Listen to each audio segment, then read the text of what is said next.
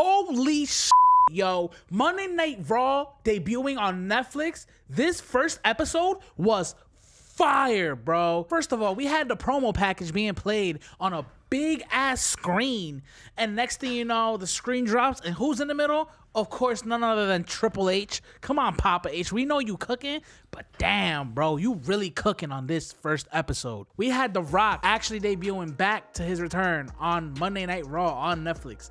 And it was a weird little turn.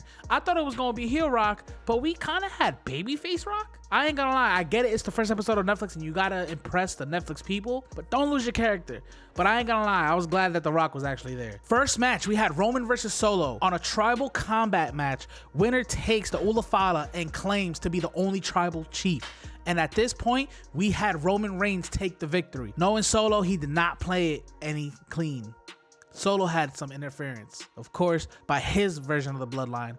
And then Roman had his people back him up. But overall, it was a really good match. I ain't gonna lie. We had KO come out and give a stunner to Roman. And I ain't gonna lie. I thought right there, Solo was gonna take the W.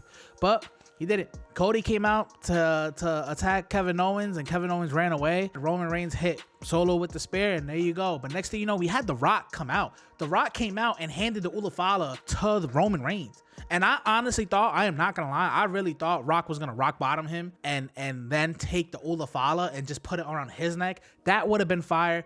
But I guess they want to build up the anticipation of Rock versus Roman coming soon. What a great way to start. I am not going to lie. After that, we had John Cena making his debut on Netflix. On Raw, his return was really great. I am not gonna lie, it was good hearing his song and seeing him again.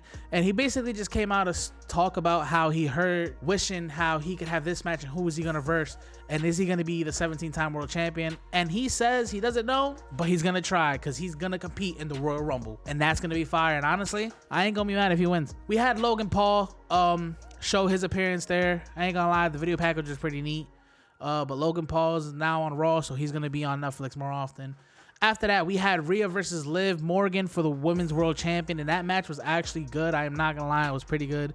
Of course, you had Dirty Dom and Raquel Rodriguez being in the way and stuff, but other than that, it was a pretty solid match with Rhea Ripley actually taking the dub and bringing the championship back home to mommy. Match was pretty fire, bro, like I already said, and I like the fact how we had Dom trying to get some of Rhea, and Rhea said nah, and kicked him right in the nuts. And I think that was a cool highlight for that moment. As Rhea was coming back, we had a nice special guest, The Undertaker. The Undertaker comes out, and honestly, I ain't gonna lie, I ain't mad at it, because The Undertaker coming out with the American Badass theme and a motorcycle and posing with Rhea, I feel like that's a little passing of the torch moment for from The Undertaker of the dark side with Rhea Ripley too. Fiend Travis Scott comes out with Jay making his entrance down to the crowd, and I ain't gonna lie, that was pretty fire. I mean, my boy Travis Scott even came out with a whole spliff, smoking it, you know what I mean? But I shout out to WWE for allowing him to do that. I don't know if he's paying any fine or not, but that was pretty dope. I ain't gonna hold you. And then Jey Uso, of course, with the spectacular entrance coming down, and it was Jey Uso versus Drew McIntyre, and that match, honestly, it was pretty good. I'm not gonna lie. I mean, they didn't need no chairs, no weapons, no nothing, just a good one-on-one fashion. Drew McIntyre, being the bigger person, kind of wiped Jay out a little bit, but Jay had the dub by hitting him with a rolling pin. I ain't gonna lie, that was a good way to kind of start that little feud right there again and just keep that going. I think that'll be dope for both of them. We did have a confirmation by a commercial of the graphics that Penta, Cero Miedo, he's coming. That's gonna be fire. He's gonna go against Chad Gable next week on Monday Night Raw. Can't wait to look forward to that. We had a weird appearance, but Hulk Hogan, brother, actually came, and the fans are not happy with it. He basically came to promote his American Real Beer thing that he got, his company that he's got, whatever. And the fans were just not it. Everybody was just, brother. So, what do you expect? I don't know. That was kind of weird for Hulk Hogan to really come out. But hey, man, yeah, they could have had Vince came out low key. I think that would have probably been a little bit better, at least to, new chapter. But anyway, Hulk Hogan came out. And of course, we had the main event on Netflix, Seth freaking Rollins versus CM Punk. This match was really good. Reason why was because both of them were going back and forth with action and action and more action and more action, just of showing their hatred towards each other.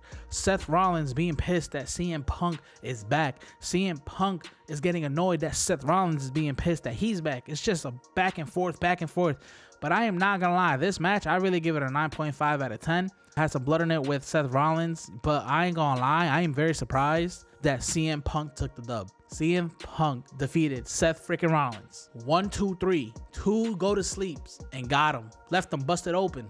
I ain't gonna lie, the visual was kind of fire, but I'm kind of glad they went that way because we're gonna have more feud with them too for sure, definitely in the future. And overall, man, Netflix and WWE, this collab is a collab I didn't even think we needed, and now we got it. And I am gonna lie, I am very hyped. The arena was dope, even though it was in the Intuit Dome. The arena itself, like the showcasing and all this like 360 spiral stuff, that was fire, bro. I'm not gonna lie, I really enjoyed that. The crowd was electric there. And Netflix, honestly, the commercials that they even had, I ain't even gonna hold you, wasn't even that bad, man. You know, they had some WWE stuff going on, and then they actually had other advertisements. So Netflix did their thing and didn't crash. So obviously that Netflix and chill meme is gonna definitely be a part of it. But overall, man, Monday Night Raw's first match was really good. Honestly, I give it like a 9.5. The only reason why I'm giving it a 9.5 because there was some parts where they're like showing the celebrities, and we had a lot of celebrities there, and like they were trying to show Wale and they were showing somebody else completely wrong. So that was pretty funny, but that was basically production side. But at the end of the day, man, great way to start this new year for WWE. For Monday Night Raw showcasing on Netflix, and more to come, man. That's gonna be really fire. If you guys haven't done so already, do me a favor and powerbomb that subscribe button. It's your boy JGM Wrestling. See you in the next one. Peace.